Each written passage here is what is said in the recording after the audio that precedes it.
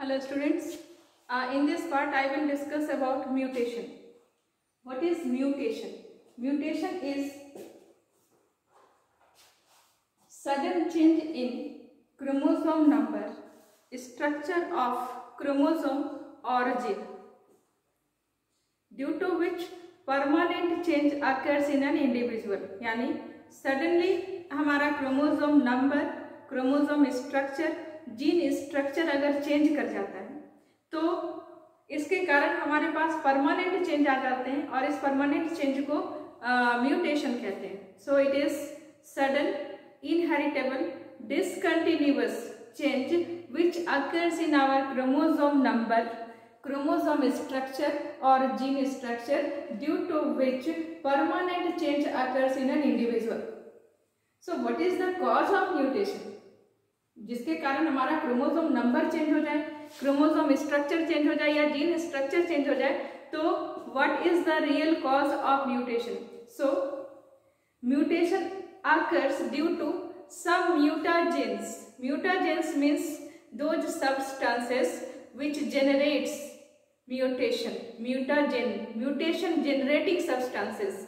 There are several substances which are present in our environment which acts as mutagen.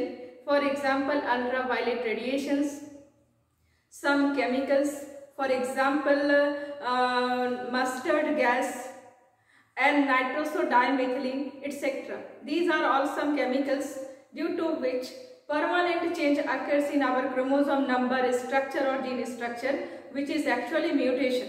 ठीक है, ये mutation है. It is sudden inheritable discontinuous change. Okay? It occurs due to certain mutagens present in our environment. ये mutagens जो हमारे environment में present है उसके कारण ये हो रहा है. Mutation को डार्विन ने, ये टर्म बहुत बार आता है, the term mutation was coined by Hugo de Vries. हम लोग जानते हैं ह्यूगो डे व्राइज के वर्क को, मेंडल्स वर्क की रीडिस्कवरी करी थी और इस टर्म म्यूटेशन को ह्यूगो डे व्राइज ने लाया. लेकिन ह्यूगो डे व्राइज से पहले म्यूटेशन को डार्विन ने म्यूटेशन को स्पोर्स कहा था. Darwin call it spores. और बेटसन ने म्यूटेशन को डिसकंटिन्यूअस वेरिएशन कहा था. डिसकंटिन्यूअस वेरिएशन, ये टर्म्स आते हैं नीट में. डार्विन ने म्यूटेशन को क्या कहा था? डार्विन ने म्यूटेशन को स्पोर्ट्स कहा था और बेटसन ने इसको डिसकंटिन्यूअस वेरिएशन कहा था. म्यूटेशन पर काम शुरू किया था ह्यूगो डे व्राइज ने, और ह्यूगो डे व्राइज ने जिस प्लांट में म्यूटेशन को ऑब्जर्व किया था, that plant was Oenothera लमार्कियाना.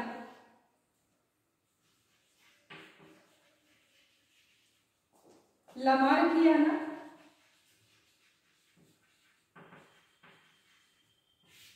Evening primrose का नाम है. Common name is evening primrose. इस प्लांट पर जब ह्यूगो डे व्राइज वर्क कर रहे थे तो उन्होंने म्यूटेशन को पहले ऑब्जर्व किया था. तो प्लांट था ओएनोथेरा लमार्कियाना, evening primrose.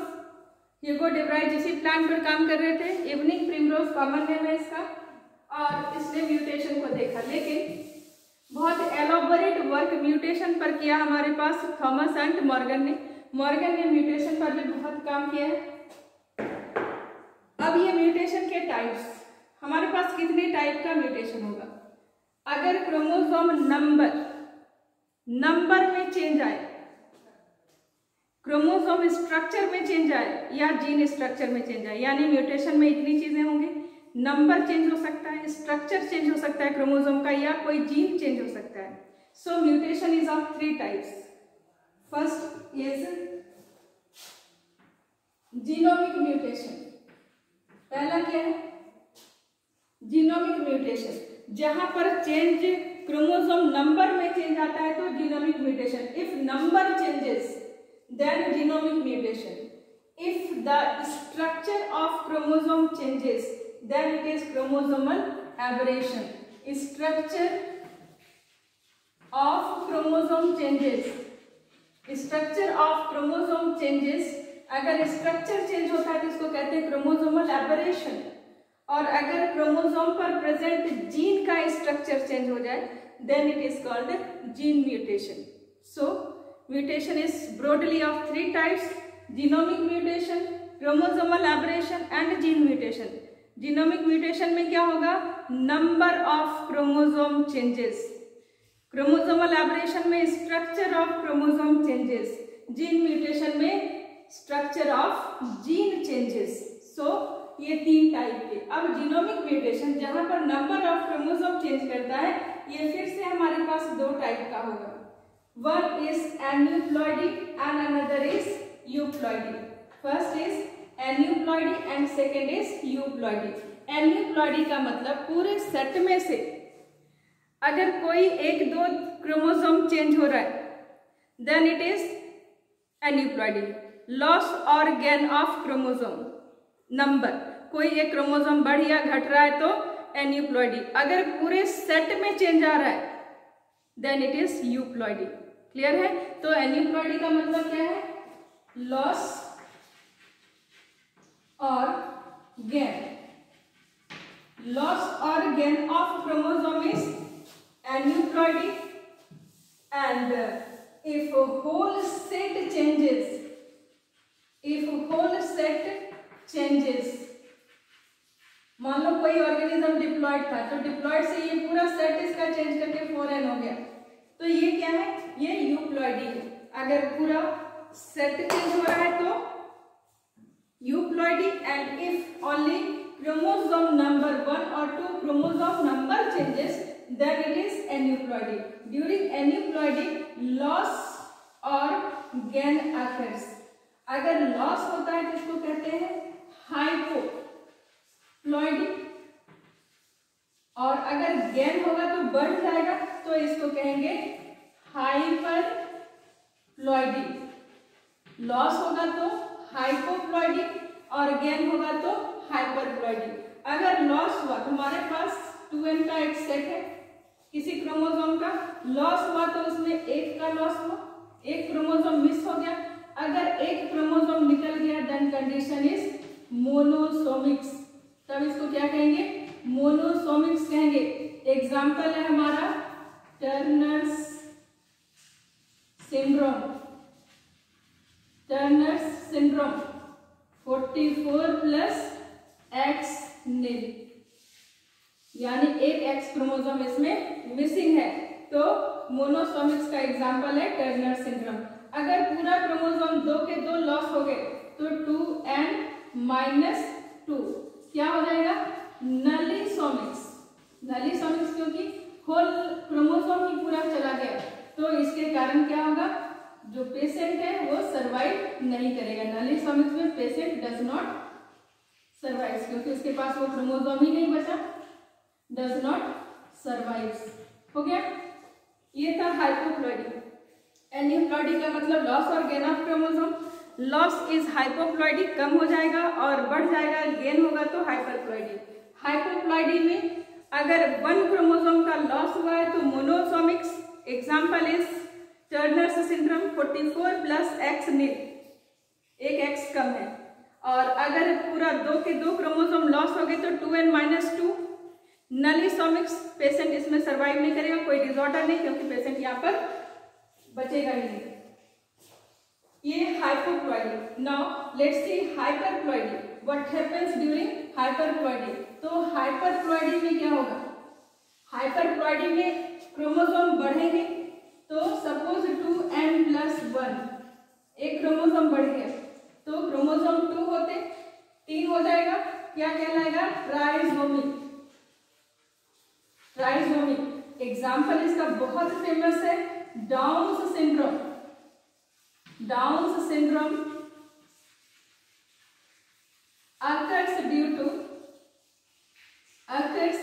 due to trisomy of 21st chromosome।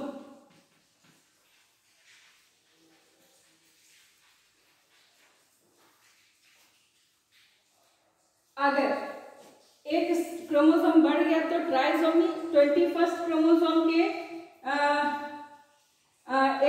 Number बढ़ जाने से ट्राइसोमी डाउन सिंड्रोम होता है। अगर हमारे पास क्रोमोसोम नंबर 18 की ट्राइसोमी होती है तो इसके कारण होता है Edwards syndrome, trisomy of 18th chromosome, trisomy of 18th chromosome disease होगा Edwards syndrome, Edwards syndrome. And trisomy of 13th chromosome, trisomy of 13th chromosome, इसके कारण जो डिसऑर्डर होगा उसको कहेंगे पेटाउज सिंड्रोम। तो ये हाइपरप्लॉइडी, हाइपरप्लॉइडी में हमारे पास क्या हो रहा है, क्रोमोसोम का नंबर इंक्रीज कर रहा है। तो एक क्रोमोसोम अगर इंक्रीज किया तो ट्राइसोमी, ट्राइसोमी का एग्जांपल है Down syndrome, Edward syndrome, Patau's syndrome. और एक अगर 44 प्लस XXY यानी एक X ज्यादा हो गया तो टोटल क्रोमोसोम कितने हो गए 47। Disease is Klinefelter's, disease is Klinefelter's syndrome, यानी सेक्स क्रोमोसोम अगर इंक्रीज कर जाए तो इसके कारण हमारे पास डिजीज हो गई क्लीनफेल्टर्स सिंड्रोम। सेक्स क्रोमोसोम घट जाए तो टर्नर्स सिंड्रोम, सेक्स क्रोमोसोम बढ़ जाए तो क्लीनफेल्टर्स सिंड्रोम। क्लियर हो रहा है कि हमारे पास हाइपरप्लॉइडी ट्राइसोमी हो रही है और अगर घट रहा है तो मोनोसोमिक्स कंडीशन को देख लेते हैं। ये था हमारे पास एन्यूप्लॉइडी और यूप्लॉइडी। यूप्लॉइडी में पूरा सेट इंक्रीज कर रहा है और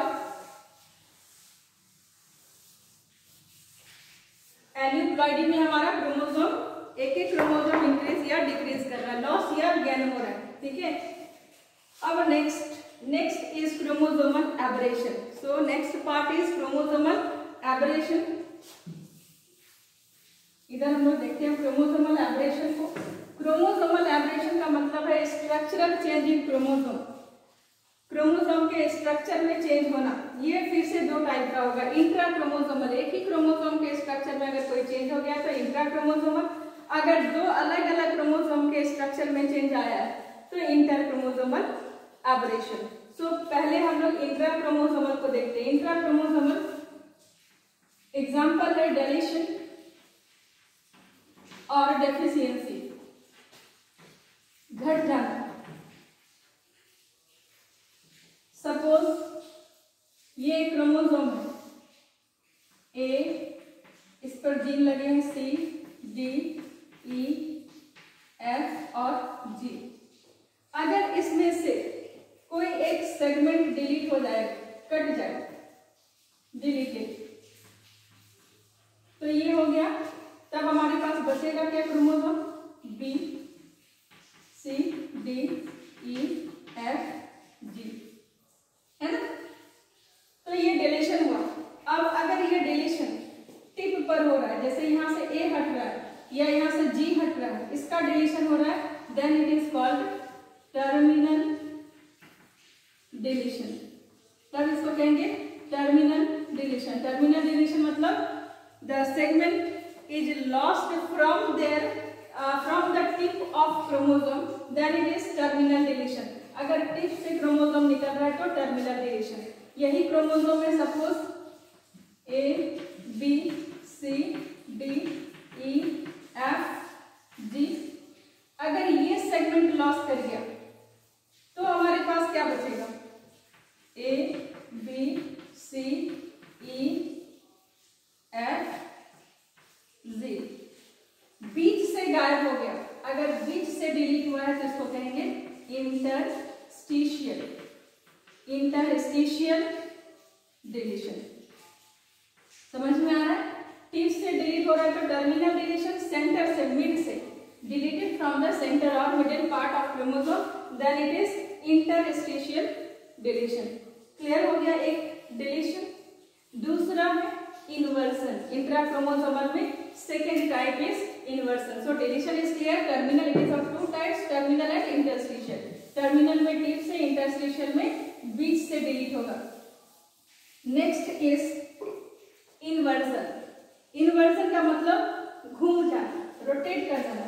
सपोज ये एक क्रोमोसोम था A,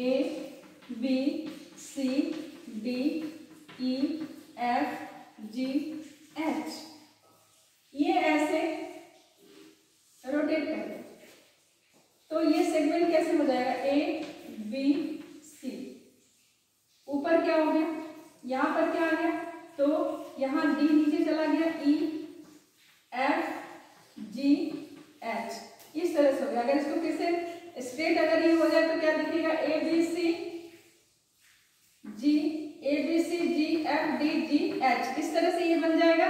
तो इन्वर्सन में क्या होता है, इन्वर्सन में जो सेगमेंट है डीएनए का वो रोटेट कर जाता है। तो इस तरह से इन्वर्सन हो गया। इन्वर्सन में अगर इस रोटेशन में अगर ये रोटेट किया है क्रोमोसोम और इस क्रोमोसोम के रोटेशन में सेंट्रोमियर इंक्लूड है, सेंट्रोमियर इसके बीच में कहीं पर लाई कर रहा है, देन इट इज कॉल्ड पारासेंट्रिक, तब इसको कहेंगे पारासेंट्रिक इन्वर्सन। और अगर ये सेंट्रोमियर एक्सक्लूड कर रहा है, यानी centromere lies any other point of the chromosome, then it is called pericentric, pericentric inversion. Inversion में क्रोमोसोम का कुछ सेगमेंट रोटेट कर जाएगा और रोटेशन में अगर सेंट्रोमियर है रोटेटेड पार्ट में तो पारासेंट्रिक, नहीं है तो पेरीसेंट्रिक। ये हो गया हमारे पास इन्वर्सन। सॉरी उल्टा बता दिया आपको, पारासेंट्रिक में सेंट्रोमियर, सॉरी पारासेंट्रिक में सेंट्रोमियर एक्सक्लूड होगा, उल्टा हो गया यहाँ पर, सॉरी एक्सक्लूड होगा, और पेरीसेंट्रिक में इंक्लूड होगा,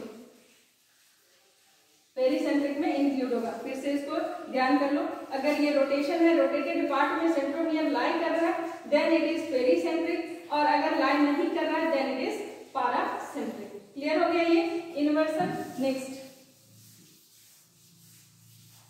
नेक्स्ट हमारे पास इंटरक्रोमोसोमल। अब हम लोग इंटरक्रोमोसोमल पर आते हैं। इंटरक्रोमोसोमल में क्या है, तो डुप्लीकेशन, ट्रांसलोकेशन, यानी दो डिफरेंट क्रोमोसोम के बीच में हमारा एक्सचेंज हो सकता है सेगमेंट का। तो डुप्लीकेशन का मतलब क्या, मान लो ये क्रोमोसोम है A B C D E F, इसके जीन है जी जी एच, कोई एक पार्ट सपोज ये डुप्लीकेट कर गया म्यूटेशन के कारण, तो A B C C D duplicate कर गया, एफ जी एच, तो ये डुप्लीकेशन है, then it is duplication.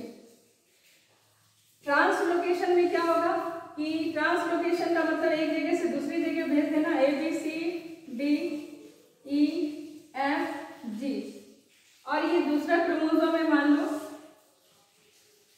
L M N O P Q R. अगर इस क्रोमोसोम का,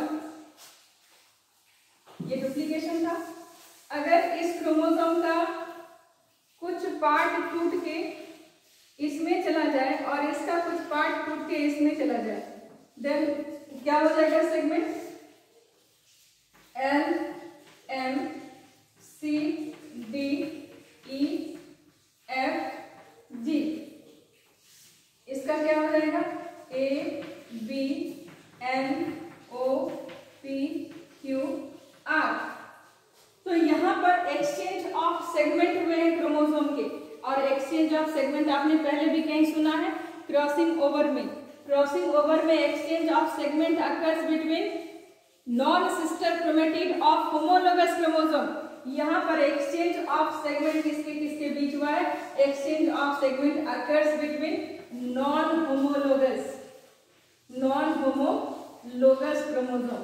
तो ये डिफरेंस हो गया ट्रांसलोकेशन में कि नॉन होमोलोगस क्रोमोसोम के बीच एक्सचेंज हुआ सेगमेंट का, then it is translocation. So duplication में कोई सेगमेंट डुप्लीकेट कर गया, डबल हो गया, और ट्रांसलोकेशन में एक पार्ट टूट के दूसरे क्रोमोसोम में चिपक गया, दूसरा टूट के इसमें, लेकिन वो क्रोमोसोम कैसा होगा, नॉन होमोलोगस होगा, तो ट्रांसलोकेशन। अगर होमोलोगस होता तो क्या कहते, अगर होमोलोगस होता तो इसको हम क्रॉसिंग ओवर कह देते। तो ये था chromosome structure, chromosomal aberration.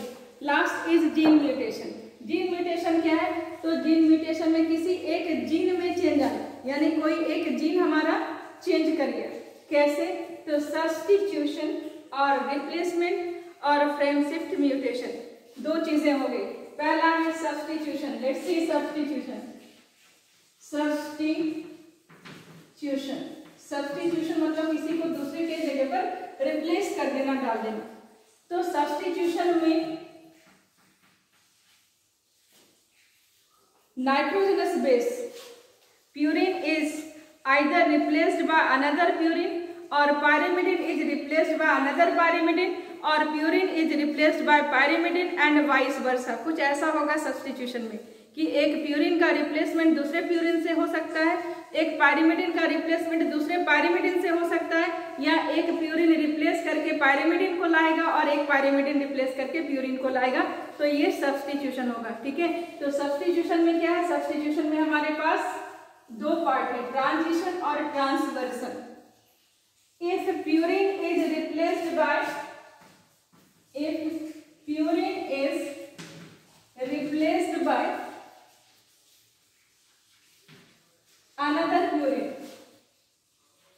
another purine and pyrimidine is replaced by another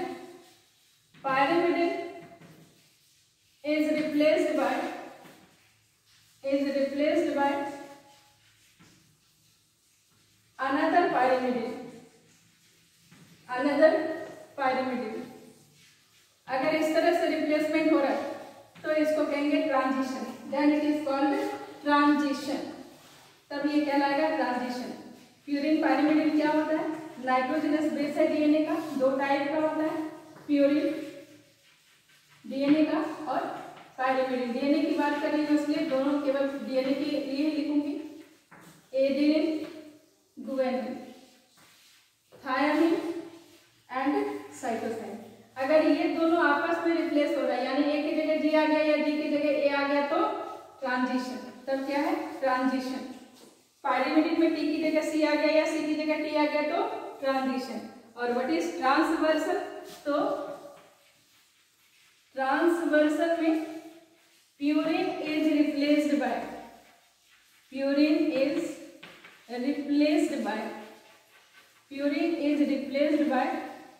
pyrimidine and vice versa, and pyrimidine and vice versa, मतलब pyrimidine is replaced by purine, यानी कि ए की जगह पर टी आ जाए या सी आ जाए या सी की जगह पर ए या जी आ जाए, then it is ट्रांसवर्सन। क्लियर हो रहा है, तो ये सब्स्टिट्यूशन है। सब्स्टिट्यूशन में दो हो सकता है, ट्रांजिशन एंड ट्रांसवर्सन। ट्रांजिशन में purine is replaced by purine and pyrimidine is replaced by pyrimidine, और ट्रांसवर्सन में purine is replaced by pyrimidine and pyrimidine is replaced by purine, so it is transversion. Last is frame shift mutation. Frame shift mutation, last is frame shift mutation. Frame shift mutation के लिए हमें DNA के function में थोड़ा जाना पड़ेगा। DNA के पास nitrogenous bases के सीक्वेंस होते हैं, 3 रिपीटेड सीक्वेंस को कोडोन कहते हैं, जैसे AUG, इसलिए AU यूरेसिल है, एक पायरिमिडिन है।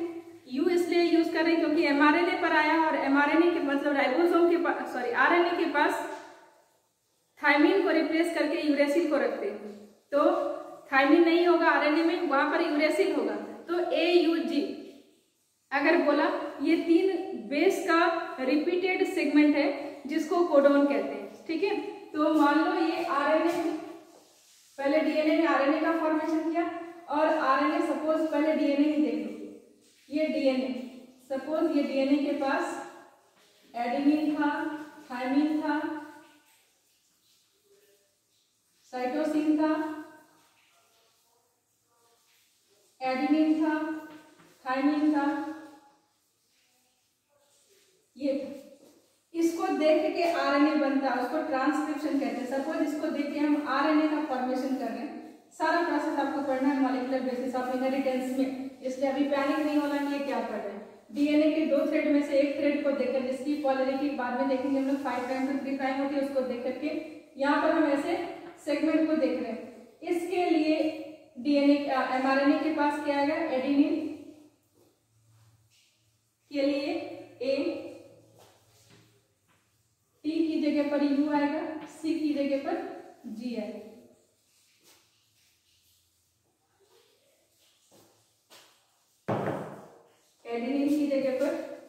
थायमिन आएगा ना, एडेनिन थायमिन, थायमिन के लिए यू, यहाँ पर थायमिन है तो यहाँ पर टी की पेयरिंग किसके साथ होती है, तो थायमिन ए के एडेनिन के साथ पेयर करता है। तो टी की पेयरिंग, डीएनए में पेयरिंग का एक खास तरीका होता है, ये भी थोड़ा ब्रीफ में देखिए। A always pairs with T and G always pairs with C and vice versa, ठीक है। तो अगर ए है तो इसका कॉम्प्लीमेंट्री क्या होगा, यू, क्योंकि यहाँ पर टी होगा डीएनए में, तो यहाँ पर टी के रिप्लेस करके हम यू को लाएंगे। टी है तो टी के बदले टी किसके साथ पेयरिंग करता है, ए के साथ, तो यहाँ पर ए आएगा।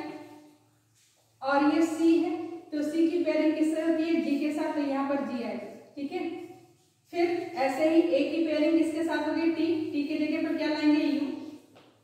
टी यहाँ पर है, टी के जगह पर क्या आएगा, ए। सी है, सी की जगह पर यहाँ पर क्या आएगा, जी। ये एमआरएनए हम डीएनए को देख करके बनाते हैं, ये एमआरएनए एक स्ट्रैंड को देख करके हम कॉम्प्लीमेंट्री आरएनए का फॉर्मेशन करते हैं। ये प्रोसेस ट्रांसक्रिप्शन होता है, इसको हम लोग बाद में पढ़ेंगे। अब यहाँ पर ये जो 3 बेस का रिपीटिशन है एमआरएनए पर, this repetition of 3 base regulates 1 amino acid. मतलब इसका मतलब होता है एक अमाइनो एसिड कोई, जैसे यूएजी रिप्रेजेंट्स, जैसे यूएजी, एयूजी, जीयूजी, इस तरह से जितने जितने होंगे सबका कोई ना कोई मतलब होगा, ठीक है। कोई ना कोई मतलब होगा, मतलब सबका मीनिंग कोई ना कोई अमाइनो एसिड होगा, ठीक है। अब ये 3 बेस के रिपीटेशन से कई सारे अमाइनो एसिड जुड़ेंगे, और कई सारे जब अमाइनो एसिड जुड़ेंगे तो क्या बनेगा, प्रोटीन। तो क्या बन जाएगा, प्रोटीन, ठीक। अब अगर हम किसी बेस का, इस सेगमेंट में किसी बेस का इंसर्शन कर दें, कोई एक बेस इसमें या तो ऐड हो जाए या तो डिलीट हो जाए। अगर ऐड कर दे, मान लो आपने ए का एडिशन किया, तब ये अमाइनो एसिड जो था, ये अमाइनो एसिड जो था, तो अब ए के एडिशन से क्या हो जाएगा, ए होगा। यूएजी का मतलब कोई अमीनो एसिड था, लेकिन ए का मतलब कोई अमीनो एसिड नहीं होगा, चेंज हो गया ये segment.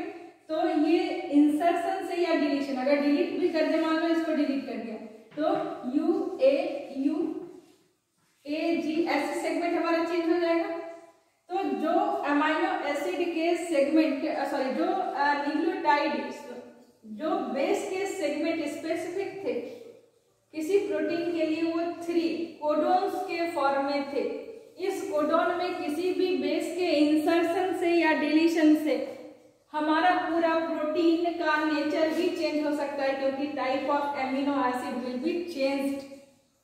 So this type of mutation is called frame shift mutation. Simple language में इसका एक एग्जांपल होता है, the fat cat ate the rat. इसका मतलब समझ में आ रहा है, मतलब समझ में आ रहा है कि ये सब के सब एक प्रोटीन बना रहे हैं, सब के सब एक खास तरह के अमाइनो एसिड को रिप्रेजेंट कर रहे हैं। इसलिए the sentence is meaningful, means a protein is synthesised if a single letter is added in it, then the whole meaning of sentence changes. See, if a E base is added, then the sentence क्या हो जाएगा, ETH होगा, ETH EFATCATAT।